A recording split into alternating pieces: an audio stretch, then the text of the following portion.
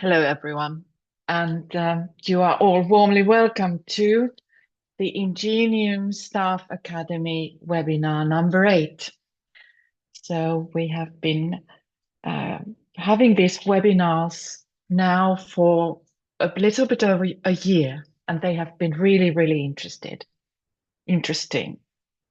And my name is Tiina Luukkainen, and I work as a senior lecturer at XAMK. But in addition, I also work actively in the Ingenium Staff Academy. So the main objective of our Staff Academy is to bring teachers, professors, lecturers, and also researchers together to present and share the best practices in teaching and pedagogics. So the idea is to learn from each other. And we organize live staff academy twice a year, where each university can send one pedagogical innovation. But we have so many excellent practices in our universities and brilliant innovations. So we want to showcase as many of them as possible. And therefore, we last year decided to start a series of webinars to give a chance to everybody to share their innovations. And today we have two presentations from Southeastern Finland University of Applied Sciences. First of all, Kirsi Soulamu will introduce group coaching as a method of increasing psychological trust, team spirit, and mutual support among students. And secondly, Harri Mäkinen will talk about student-centered practices in online teaching. And the case he's talking about will be a cooperation projects with our Italian partner. So the first presentation will take about 15 minutes, and the second maybe a bit longer. And after that, we will have time for a few questions. And of course, you can comment and leave your questions in the chat all the time, also during the presentation. Right, so I would like to give the floor to Kirsi. Now I will just stop my share. All right. The floor is yours. Thank you so much.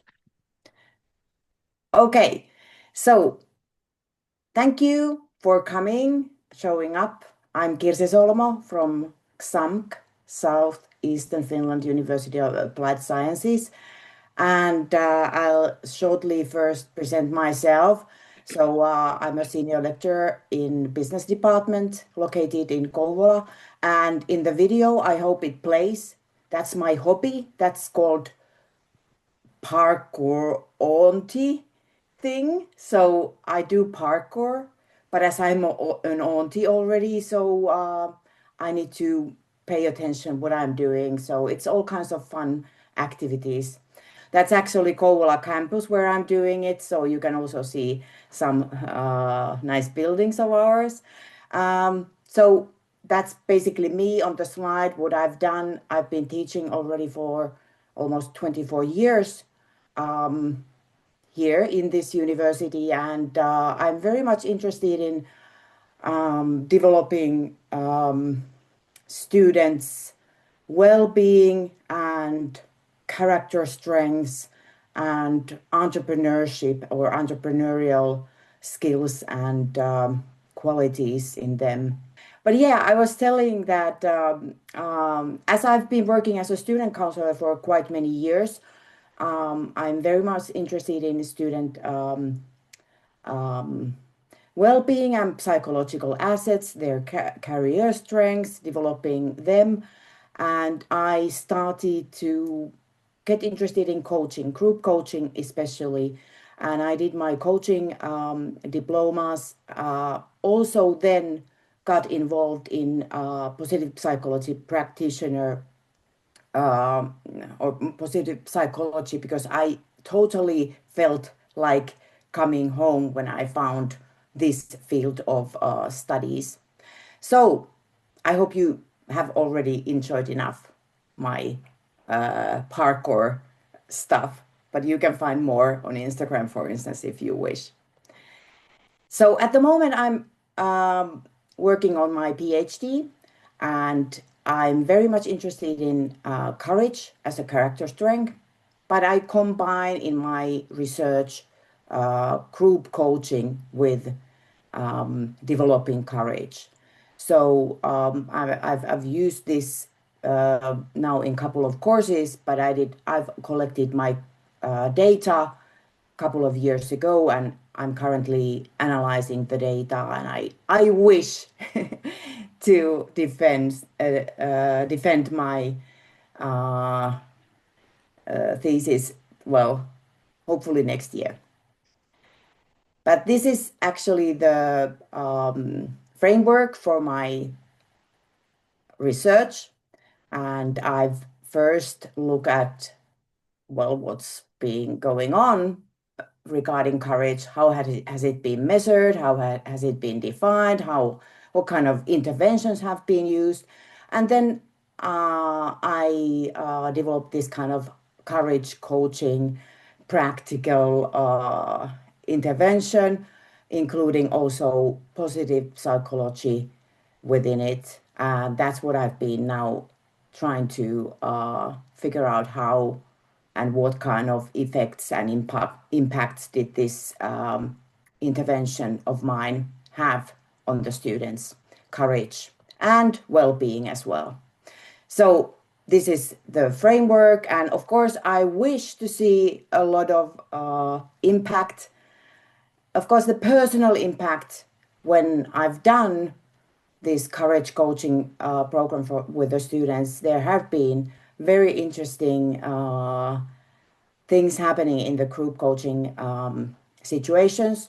So it's also the personal impacts, but also I wish to see courage coaching, both developing courage and both enhancing coaching culture within organization, of course, within the society, because we really, really need this kind of empathetic ways of interacting with each other. So that's why I think that's driving me as a researcher within this field.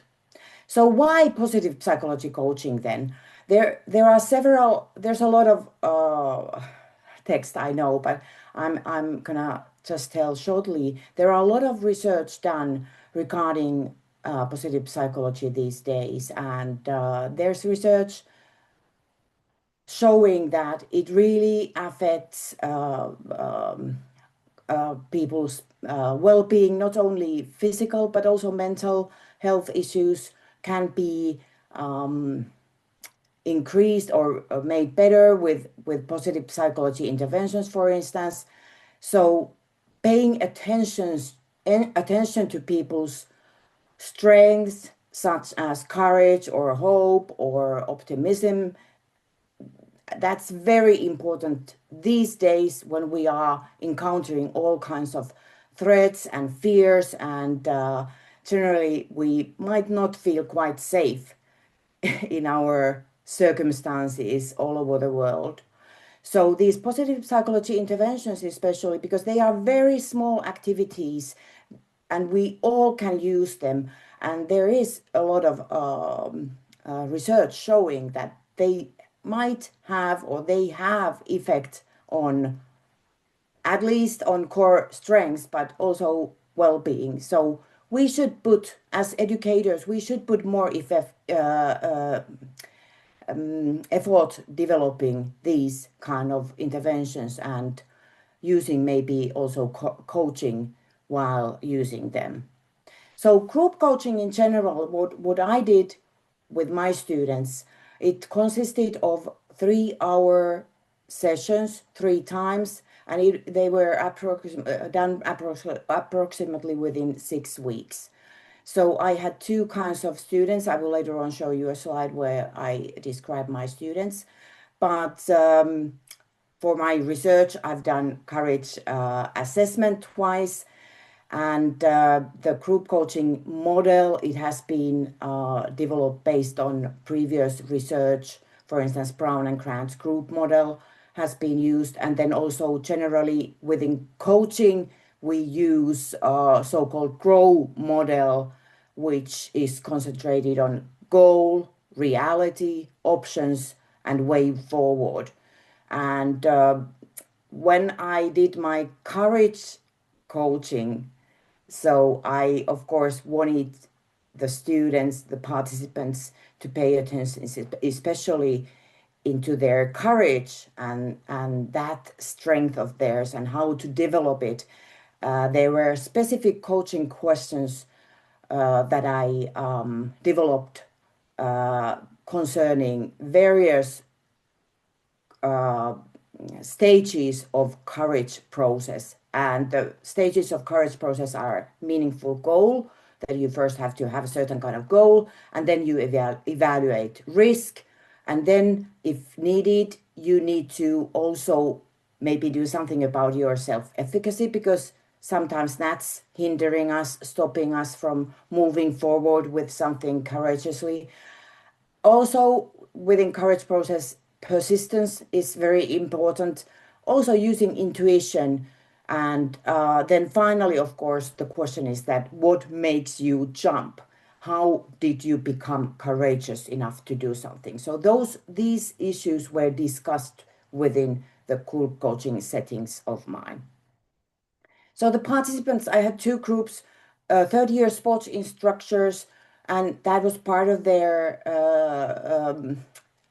studies, of course, and they themselves do this kind of work where they are doing customer guidance for their customers, and that's why we also wanted to kind of increase their career related skills through this group coaching.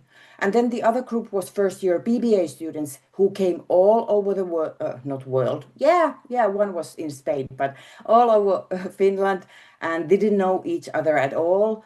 So it was a very different setting. The course that I combined it with was from idea to innovation.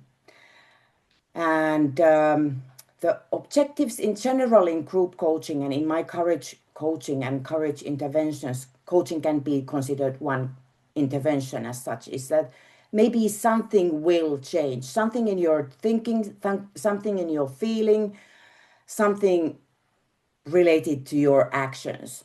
And there are a lot of reasons why we should be doing these kind of coaching interventions or positive psychology interventions, because um, they are very powerful. That's how I feel these days, and I've seen the outcomes clearly. But generally, I could say that the aim is to help people to flourish, no matter what they're doing, in what field they're working or studying. Flourishing is the thing. So I've just shortly mentioned that what I used during my group coaching as positive psychology interventions were courage breathing, courage drawing, and courage letter. So these were the interventions I included into the group coaching. So the course that I'm now talking about more, I don't have much time, but I will shortly say that the course from idea to innovation, it is generally the first year course for BBA students, and they don't know each other. So it's also important that they start feeling comfortable with their fellow students, and also enhancing their creativity and entrepreneurial skills.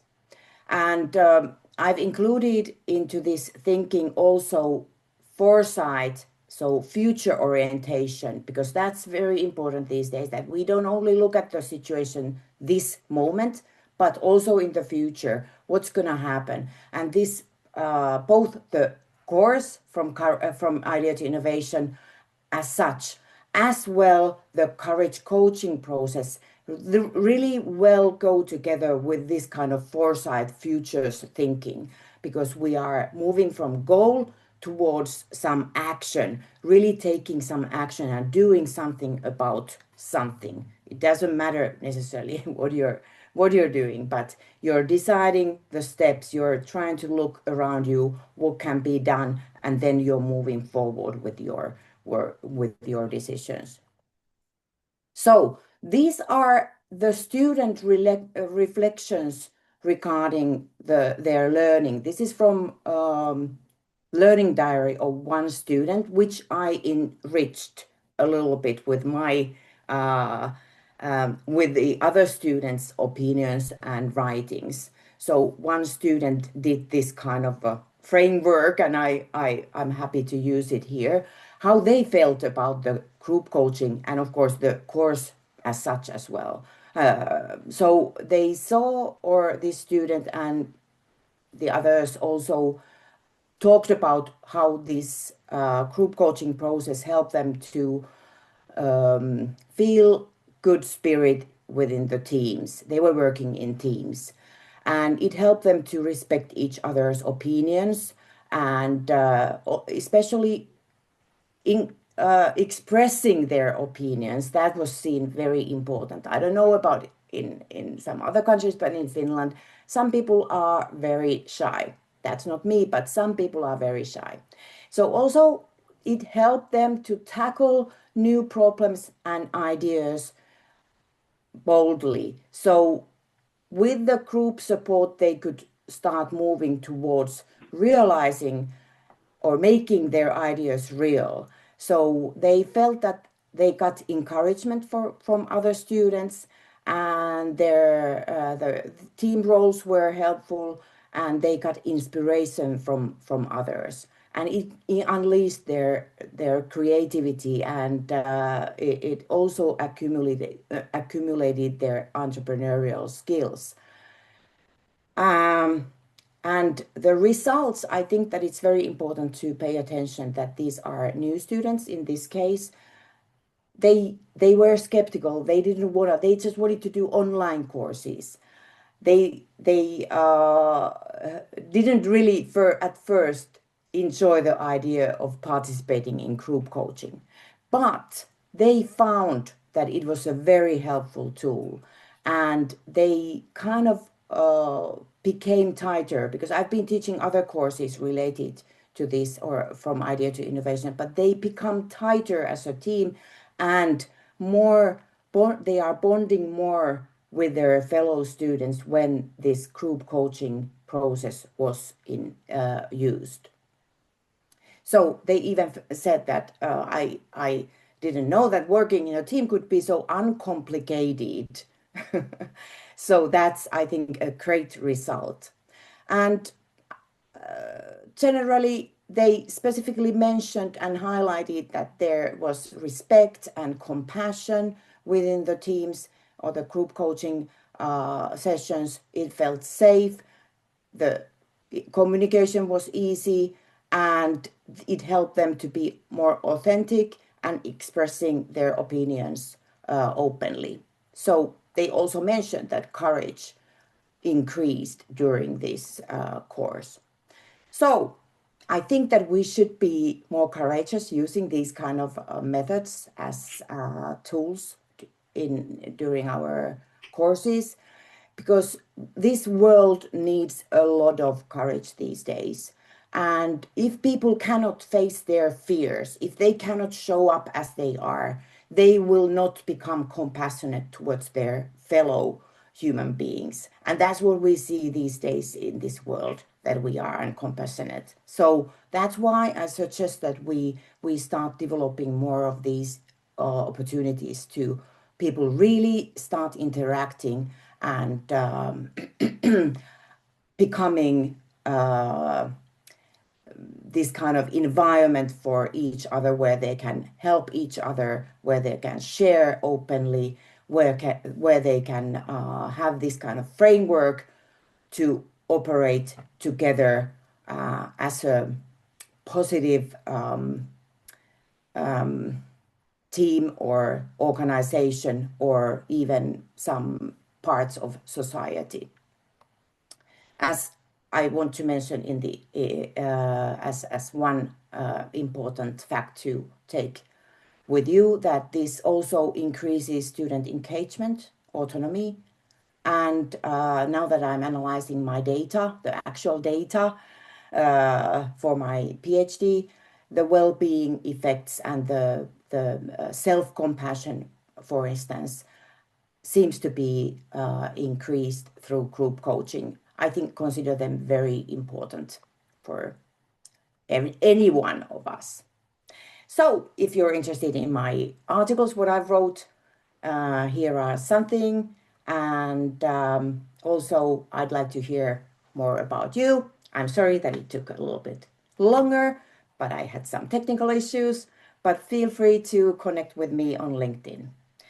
Thank you. And if there are any questions or any comments, please, now it's the time. Thank you very much, Kirsi. I have 2 questions in the chat. First of all, thank you for the presentation. And the question is, how did you evaluate the impact of coaching? So I have now for this presentation, I used students' learning diaries. They had to write these kind of learning diaries regarding their learning. So those are the data that I used in this presentation. But then I have the other data that is related to my PhD. And there I'm using this courage assessment. That's like a measure that I've built myself, and also focus group interviews. So I have, we had 8 focus groups. I collected material for the qualitative part with the focus group. So those will be the data that I will be using in my PhD. But for this, those were the learning diaries. Okay, thank you. And did you have a control group? So students No. that were not coached? No, originally my PhD, in my PhD, I planned to have, but well, life is what it is. Sometimes things happen, and that was not the case. So this will be just a single study, in that sense that there are no groups that I could say that this is the real impact and effect. That's the issue, of course. Okay, thank you very much. And you had Kirsi's contact information if you want to find out more about this really interesting study. Okay, then next we shall hear about student-centered practices in online teaching and learning. And I will give the floor to Harri. Thank you, Tiina. Let's see if I have some issues with sharing. Let's keep our fingers crossed that I don't. Let this be like one learning goal for you, that to keep it simple. But this is shortly about me. Maybe the most important stuff is are my pedagogical studies, where on those days where they emphasize student-centered teaching, student-centered learning. I think that these both, they are still with me when I have my own students at the moment. These are my teaching experience. 30 years as a teacher. Started with vocational college and then moved to XAMK. I like to think that these are my characteristics as a teacher. This is what is characteristics for me. And this is some kind of unofficial interests related to British Isles, and text is the connection with the Italians.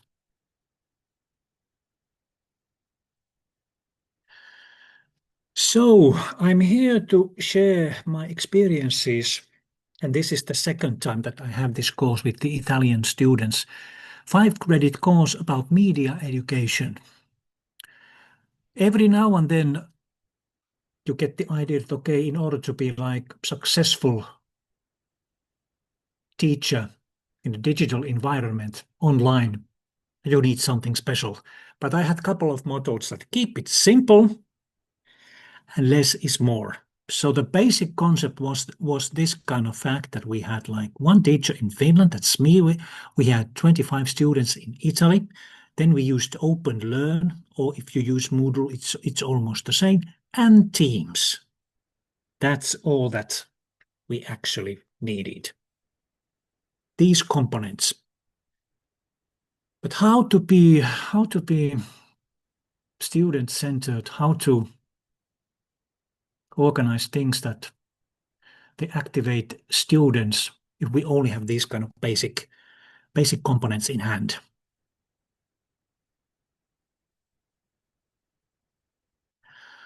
So my idea was that, okay, I will show you our Open Learn page, but let's see how it goes. Then I would present our, so to speak, pedagogic manuscript, and last but not least, some kind of principles that we actually used when we planned and organized the course. So, what can I do as a teacher to make the course page more student-centered? How to keep it easy, clear, logical, informative? What do I have to take into account?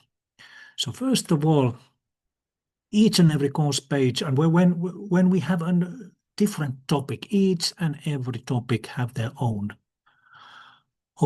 sub-pages, so to speak. So all material related to each topic is in its own place. Students quite often give positive feedback that, okay, this was a very clear structure when they say something, when they evaluate our course page. But general information, of course, is the first thing to show to the students. Sometimes objectives and contents, they are like a bit more theoretical, or they are not close to practice, but then you have to remind to the students that, okay, these are the stuff that you are supposed to learn during this course. So they are the first things to keep in mind. Very important stuff related to general information. Then, of course, some kind of overall description about the assignments. Of course, the detailed description of each assignment is on its own place later, but what kind of assignments are included into this course? Then something general about evaluation, and of course, contact information with the teacher. Then we had links for our Teams meetings. And if and when we had a lecture, we recorded them. So the links for the recordings are also there. And the first writing task. First writing task was about, okay, so that each and every student get to know each other, because also exchange students were here. And then they also needed to reflect, okay, if I'm studying psychology, what is the link between psychology, my original study field, and media education? But that's enough for that. Okay, let's see if I can open our so-called pedagogic manuscript. Let's see what happens. So in this case, the so-called pedagogic manuscript explains to students the whole course. Okay, what kind of steps are there? When is the next contact teaching? What kind of tasks are there? What kind of deadlines are there? Everything is here in these 3 slides. So whenever students need to check out, okay, where are we now? What's the next task? They can check it from here. Timing is here, the topic, task, and whenever there's an arrow, it means that that's the deadline. Or when there's a reading task, you have to read certain stuff. Okay, the discussion related to this task is here. So very, very simple way of showing what's happening and where are we at the moment. The same proceeds, same kind of information.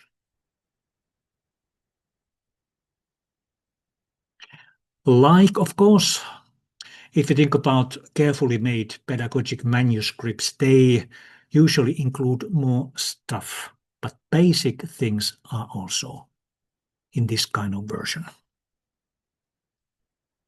So that was on the first page, because that's the important stuff for the students who have just started their studies.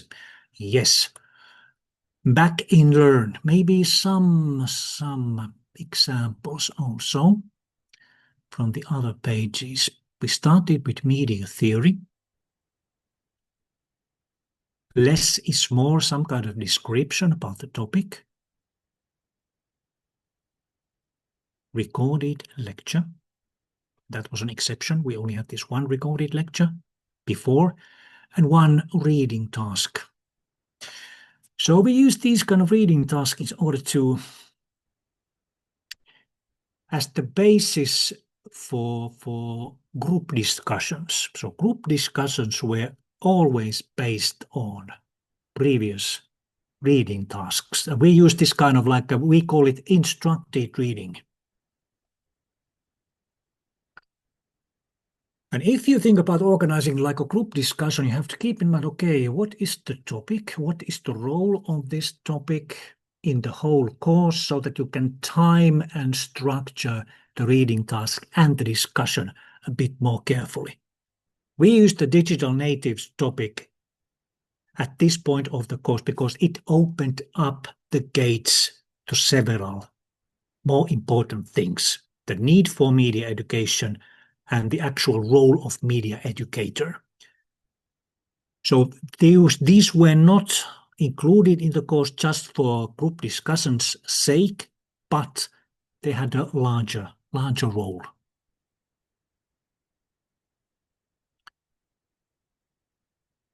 And maybe an example of how we actually organize. So imagine this as a simple task. First, you will give students this task. Okay, you have to read this material according to these instructions. Read carefully and make good notes.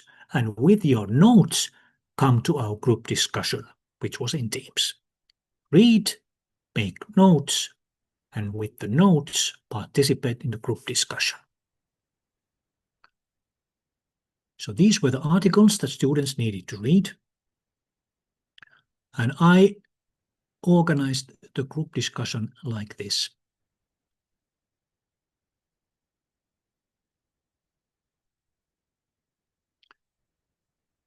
First, I gave 45 minutes.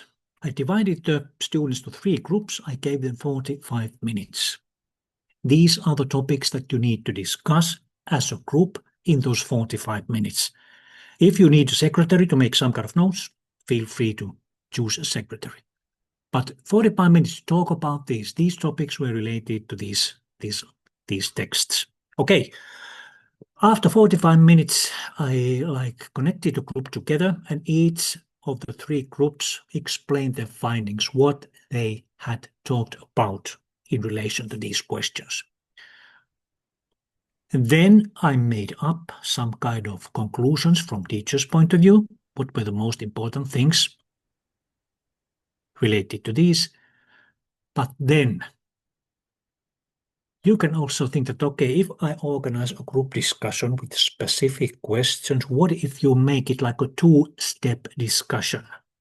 Then there are some kind of follow-up questions, because it turned out that these were actually the most important stuff in relation to learning process and in relation about the later parts of the course.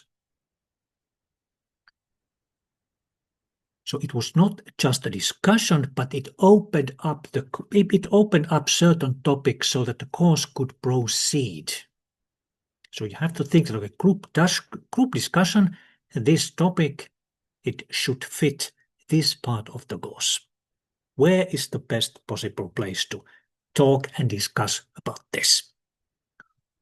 two-step discussion, and this was like the final conclusion made by the teacher. But I have to admit that students said that they were not familiar with group discussions. But then when we had the first one and the second one, they were like, okay, now we got the idea, and they understood how it affected the learning. That was just one example how to organize a discussion. Yes, then we have just basic pages with basic topics, just short introduction. Short introduction, then teacher's material, some extra reading, and the next task. And this is how it proceeded. Then we all talked about critical thinking. Short introduction, teacher's material, extra reading, so on. And we can check the next one. This was about how in the world of advertising, how are advertisers persuading us?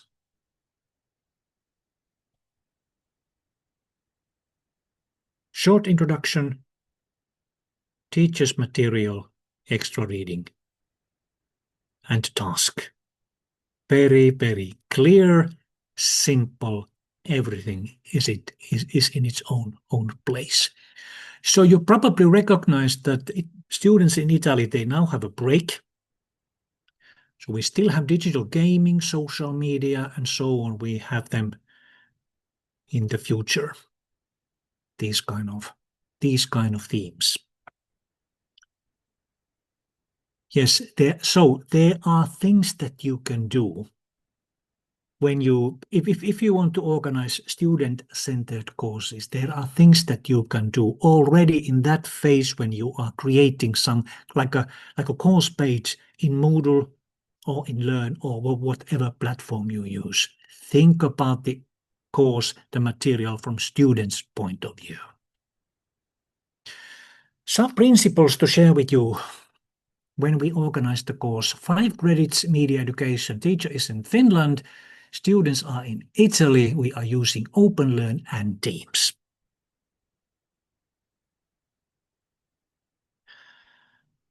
So if you think about your own courses, maybe every now and then, what if you use small tasks instead of one big one? Small tasks that actually create some kind of path for the students to proceed. Small tasks make it possible for you to follow up the students, make yourself present, give feedback. You will get to know your students in a more thorough way. So there are lots of positive sides about using small tasks if you have carefully planned, okay, how are these tasks related to each other? This is the path that students need to walk in order to go through the whole course.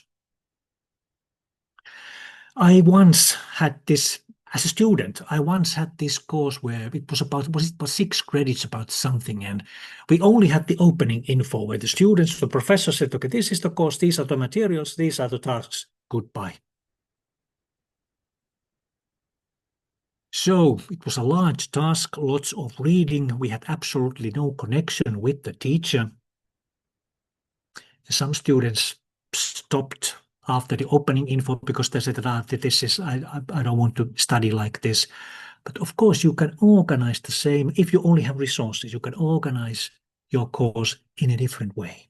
Use smaller tasks, create a way, a path for the students to follow up. Then you can really get the feeling that, yes, I'm working with the students. You almost get the idea that you are in a classroom and I could follow the students' development and these kind of things. And of course, there's always a connection between you and the students. So the next principle is related to this. When you give reading tasks, it is one thing to give a task where the number one learning experience for the student is to search and find information. And these are also good tasks. But we thought when we organized this course with my colleague that maybe, because it's a wide topic, media education, what if we create this kind of tasks that we have the material ready for the students? Use instructed guidance, instructed reading tasks, read, make notes from these points of view, and then we will talk. So that the students can really concentrate on learning, thinking, reflection, using the earlier experiences. This is one way of using flipped classroom, if you've ever heard the term. Of course, in some courses, it's good to teach for the students that this is how you search for information. But we thought that, okay, maybe in this course with a huge topic, maybe certain tasks are instructed ones. We have the material, just have to read and think, and then we will talk. And the last principle is also related to the previous ones. I'm not sure how much you have used group discussions, but students' feedback is they often say that I had the feeling that I also learned from the others. Quite often students are a bit more familiar with the traditional task that we give a question, okay, search for information, write an essay, send it to teacher, I will read, evaluate, give you feedback, great, that's it. But what if you add in a group discussion? Same material, same questions, small groups. One student has paid attention to this, one student has recognized that. When we put them all together, it makes the learning, it takes the learning to the next level. That's the idea. And of course, if you think about students and their discussing skills and skills of making arguments and listening and giving feedback, it's like the side effect that they learn when you discuss. It's a good way of activating. You have the feeling of contact teaching. I would say that if I have a group of Finnish students without group discussions, if I only lecture and do these kind of things, I hardly know them. But now that I have the Italian students, half of them are actually exchange students from all over the world, Italian exchange students, I think that I know these students better than the certain group of Finnish students because of the discussion that we are really interacting. And of course, simple tip, open the cameras so that we can really see each other. Don't hide behind some kind of technical issues, but open your cameras. But yes, group discussions. Okay, what is the topic that we should discuss? Where does it work as it's supposed to be? Is it the beginning of the course about this topic? How is it related to the other issues that we will handle later? You have to plan carefully so that it really works in a nice way. So we had I have the course going on at the moment. We will have 4 discussions. Each and every discussions we have reserved 2 hours. That's enough. 2 hours. These are the topics. We still have the game relationship as a discussion topic later after the students had their break. So, okay. It doesn't show the last slide. No, it shows. Do you see the student feedback? Yes, we do. Yes. Some students were skeptical. These were mainly exchange students, for example, from Germany, who during the COVID years they had lots of this kind of distance learning and online lectures, but they didn't have nice connections. They had lots of technical issues. Students thought that, okay, this kind of way of studying, teaching, learning is more engaging. They can actively participate. Some even say every now and then, okay, I got the idea that this was the first course that other students and even the teacher was interested in how I think. Group discussions were missed. Students felt that it was a good possibility to give your opinions, exchange of ideas, broadened my point of view when I heard what the other students had learned, had picked up, what kind of experiences they have had about the same topic. Imagine the effect of a group. They liked the roadmap, the so-called manuscript. And because of the manuscript, several students said that they felt that the actual course was well structured and well organized. Good combination of lessons and discussions.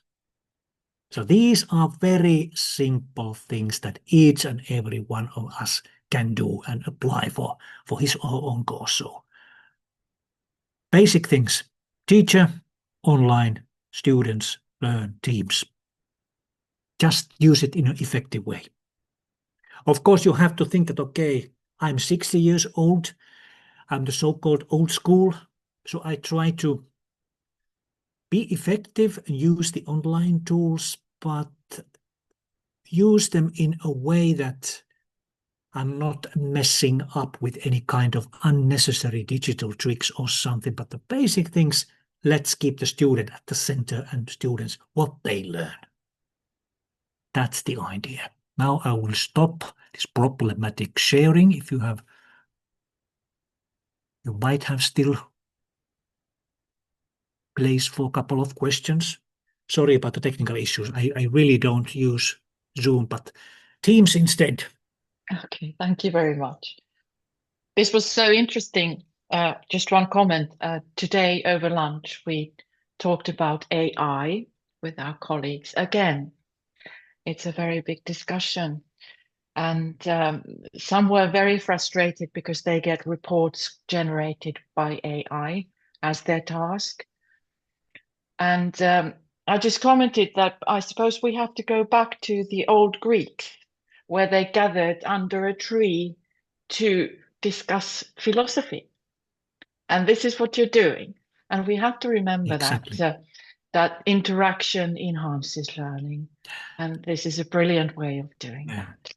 And I even have an examination for the Italian students, but I have a contact with Professor Costantini from Italy, and we are using, if you can still remember these things, like this is paper and this is pen.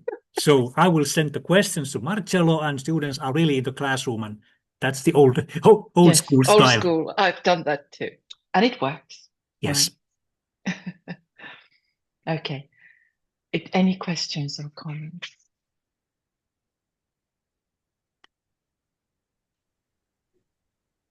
I would like to mention that it seems that you are talking about exactly the same as I did, even though it was a little bit different context, but that it's so crucial to just sit back and relax, enjoy the learning, and let yourself the opportunity to be there, to really be present, because that seems to be such a big problem these days, that people are just trying to kind of like just do things Yes. and get them Yes. on their way. They're so in such a hurry to receive all the or get all the learning done. Yes.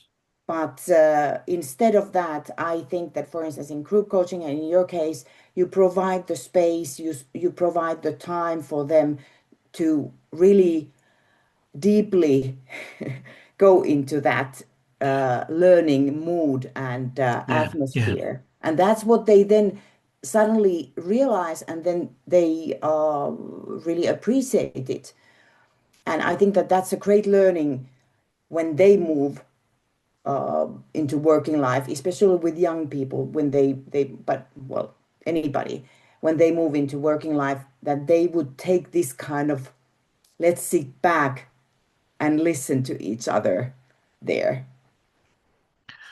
Yeah, every now and then I get the feeling that I will feel this atmosphere that now that, okay, we are here, we have like 15 minutes, okay, you have read the text, you have talked, you have discussed, okay, what did you talk about? Then they will settle down and it's like a free and somehow safe atmosphere that, okay, now it's our time to say what we talked about.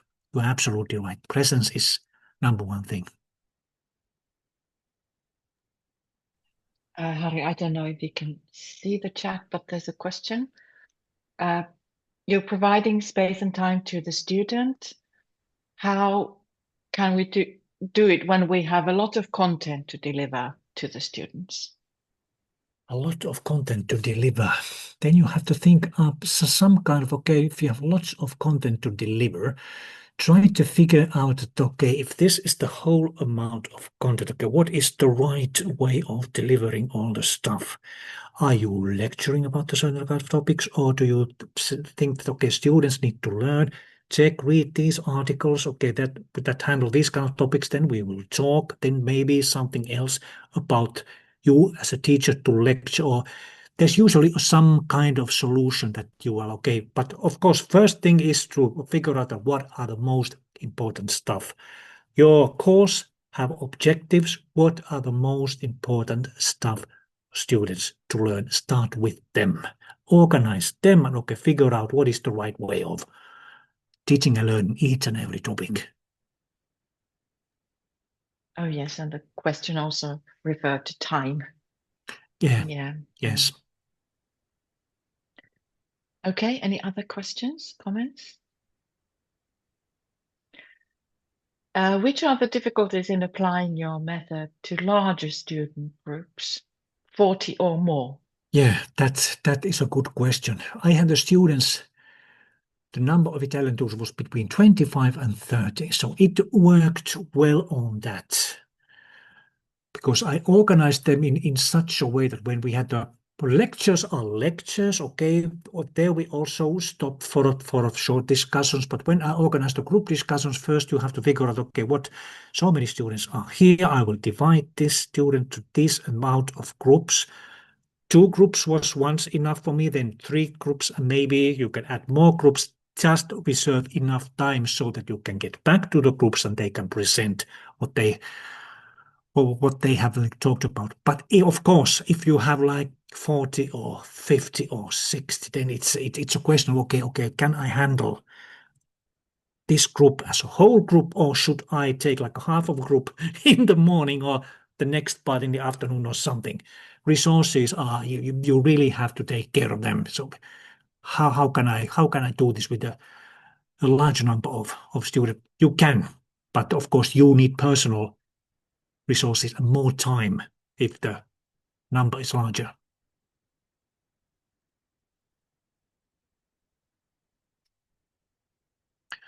I organized book clubs for my students. Yes. Yeah. Read and then we will talk and reflect.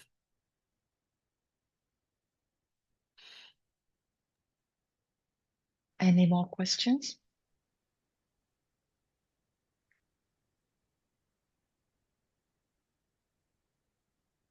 But I was slightly afraid because in Finland maybe it's much more natural to organize these kind of discussions. If I think about our exchange students when we have them here in Kotka campus, they are not so familiar when I try to activate. Okay, I'm asking you, like, please open up. What do you think about this? Have you experienced these kind of things? I had a slightly fear that, okay, how does it work with Italian students? But no problems whatsoever. It worked well. Okay. Well, thank you very much, Harry. It was really, really interesting and a really good example to all of us how important it is to keep like you said, keep the student in mind all the time when you are designing your course. And less is more is another good principle. Thank you. So this was our last webinar this spring. However, don't worry, we shall continue in the autumn and invite all of our Ingenium colleagues again to join. The autumn dates have not yet been decided, but we will let you know in your own intranet and also the Ingenium pages. You have the Staff Academy section there. You will find all the dates and the details there. And please come yourself and encourage your colleagues also to join and share. Thank you very much.